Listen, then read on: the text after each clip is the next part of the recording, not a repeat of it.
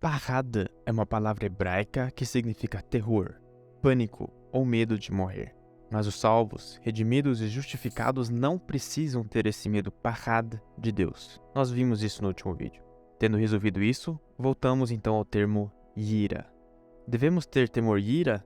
Esse temor que nos faz tremer, geralmente traduzido na Bíblia como temor do Senhor, ele permanece? Não devemos esquecer que Deus ainda é um fogo consumidor. Ele não muda. Porém, mesmo sendo um fogo consumidor, Deus ainda quer ter um relacionamento conosco. Foi por isso que Ele nos criou, para ter um relacionamento baseado em amor.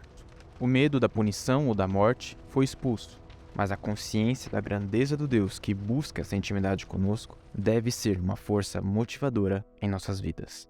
Você está caminhando pela cidade e passa por um policial. Como que você se sente? Indiferente? Afinal, você não fez nada de errado. Agora imagine que você está dirigindo seu carro e uma viatura da polícia começa a te seguir. Será que minha placa caiu? Ignorei o limite de velocidade? Várias perguntas podem surgir em nossa mente, mesmo se for o mesmo policial. Agora, imagine que esse policial é seu pai. Você ainda ficaria com medo? Provavelmente não. Você é filho dele e ele te ama.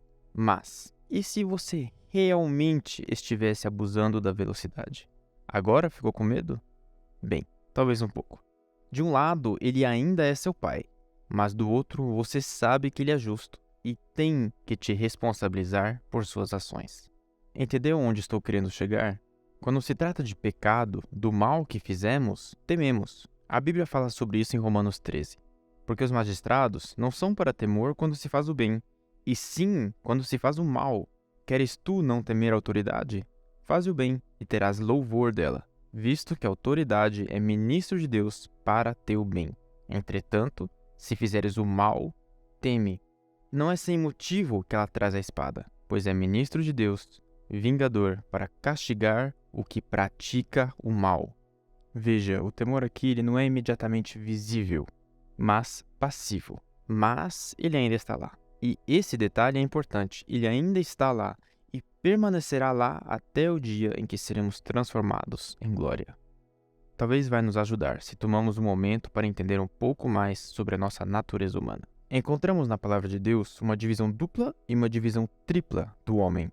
Aqui nós vamos colocar tudo junto em uma imagem.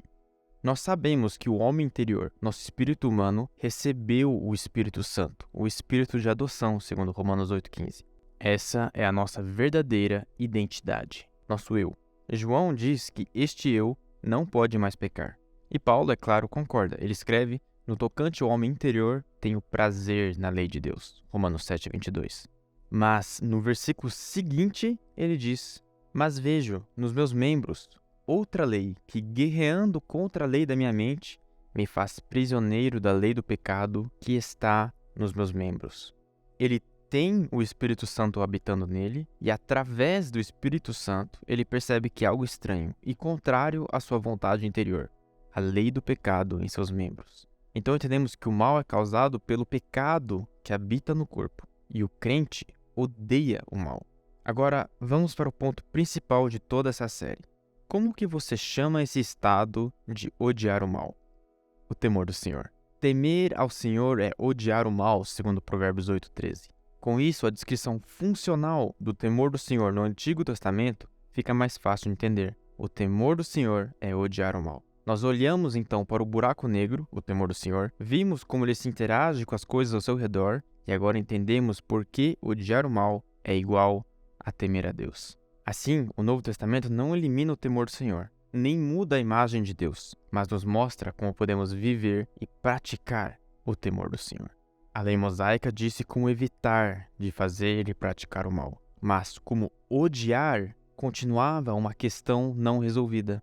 A resposta que a carta aos Romanos nos dá é: o próprio Deus está realizando isso em nós através do Espírito Santo. E é interessante saber que o profeta Isaías já havia profetizado sobre isso no capítulo 11, chamando o Espírito Santo de espírito de sabedoria, de entendimento, de conselho, de fortaleza, de conhecimento e de temor do Senhor. Em Ezequiel nós lemos: porei dentro de vós o meu espírito e farei que andeis nos meus estatutos, guardeis os meus juízos e os observeis. Agora podemos fazer outra pergunta. Por que Deus não nos leva imediatamente para o céu? Por que Ele nos deixa nesse estado onde o Espírito recebeu a filiação enquanto o corpo ainda espera? Por que nos deixou com todos esses detalhes que nem sempre são fáceis de entender ou de praticar? Talvez é porque Deus quer que aprendamos a caminhar no temor do Senhor. Que não seja tudo apenas intelectual, saber o que é mal, mas que aprendamos a odiar o mal. Seu desejo é que tenhamos um conhecimento mais profundo, um relacionamento mais profundo, que tenhamos intimidade. Toda a nossa vida na Terra não é nada mais do que uma enorme aula. Devemos aprender o amor, a misericórdia e a justiça. E um dos temas-chave para isso é o temor do Senhor. E este aprendizado acontece dia a dia em nosso corpo. Todo dia, quando você percebe mais uma vez que você faz coisas que não deveria ter feito, você aprende a odiar o mal. Este é o processo de santificação. Uma tarefa nobre de maturidade cristã, mas também uma tarefa cansativa e às vezes tão fatigante quanto correr uma maratona. Em espírito, sabemos que somos totalmente amados e aceitos. Nada pode nos separar do amor de Deus. O amor perfeito encobre o medo de punição, de condenação eterna. Mas, porque ainda podemos pecar e porque sabemos que Deus não muda, devemos viver uma vida prática no temor do Senhor. E odiar o mal, odiar o pecado, é viver no temor do Senhor. Vamos resumir o que ouvimos até aqui. Há cristãos que ainda estão morrendo de medo diante de Deus, medo de uma condenação presente ou eterna. Há outros cristãos que pensam que amor sem ira, sem temor, é a essência do seu relacionamento com Deus. E finalmente, há um terceiro grupo de cristãos que acredita que o temor do Senhor é o início do conhecimento e o amor a sua realização. Servem e amam ao seu Deus com temor, com ira.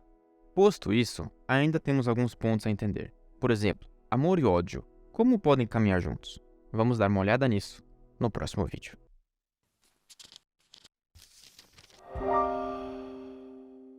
Yes, friends, my brothers and sisters in Brazil, this is just amazing for me. It's really incomprehensible how this is possible for me to address you and to actually publish a book in Portuguese. But here's what I want to tell you. God is still the same God as in the Old Testament, in the New Testament, in Acts. And I think what we're experiencing right now is a very, very interesting and I think pivotal moment in church history. We know that God is really doing great things and Jesus Christ is coming soon. And I think what we're experiencing right now is the beginning of a real revival, you know, not event-based, you know, but more like a quiet chamber, God, you and me revival.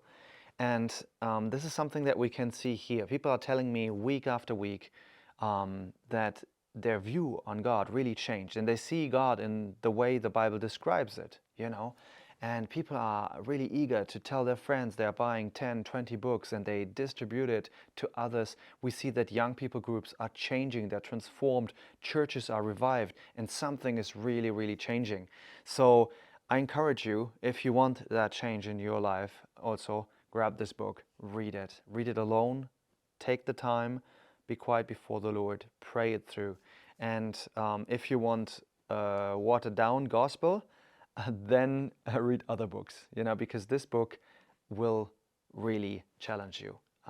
This book is heart searching, but it is also really heart healing, and I hope it will be a great blessing for you.